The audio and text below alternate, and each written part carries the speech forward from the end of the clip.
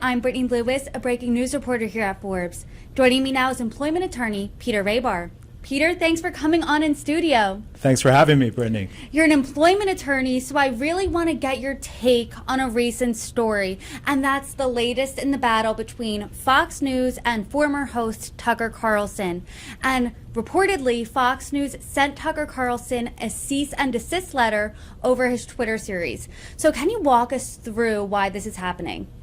Sure, and everybody wants to talk about this case, so it's a really fascinating employment dispute, not only if you're a lawyer, but if you're a follower of media or fan of Tucker Carlson or not. But basically, Tucker Carlson has a contract with Fox, and broadcast personalities have a unique provision in their contract which says, as long as we're paying you through the length of the contract, we don't have to put you on air, and you're committed to us, and you can't work for anybody else. And so when Fox and Tucker parted ways, Fox still paid Tucker and said, you can't work for anyone else until the end of this contract. Tucker doesn't like that answer, and he wants to get back on air immediately.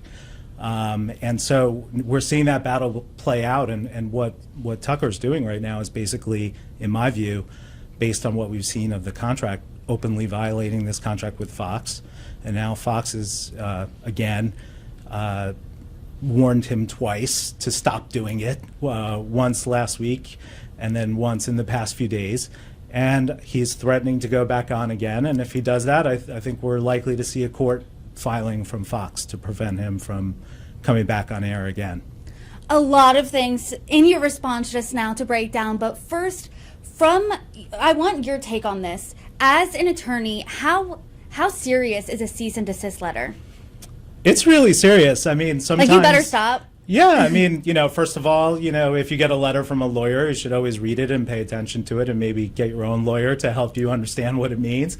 But when you're talking about a very serious media personality and a very serious news company like Fox, that's not a letter to be taken lightly. And we're talking about a multi-million-dollar contract with many, many millions of dollars of investment behind it for marketing and promoting Tucker Carlson. So, Fox has a lot of interests at play here, not only with Tucker's contract, but with the fact that every Fox personality on air probably has the same contract. So if he's allowed to walk out, what's to stop them from walking out? So Fox has to have this fight, and if you're Tucker, you basically have admitted in public that you're violating the contract, but you're expecting some sympathy, and what he's really fighting for is relevance. As an on-air personality, you need to be on air, otherwise people will forget about you, no matter who you are. So I'm sure he knows what it says. He has very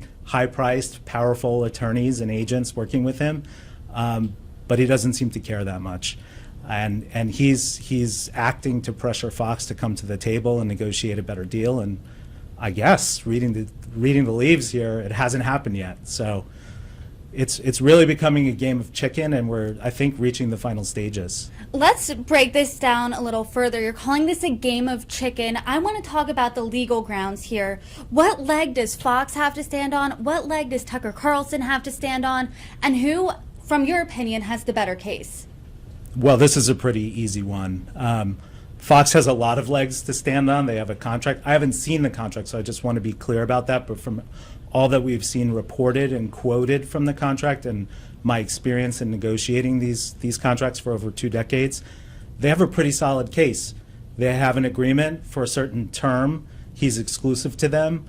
It was negotiated with lawyers and agents. He knew what he was signing, and now he's openly violating it. Does he have a defense?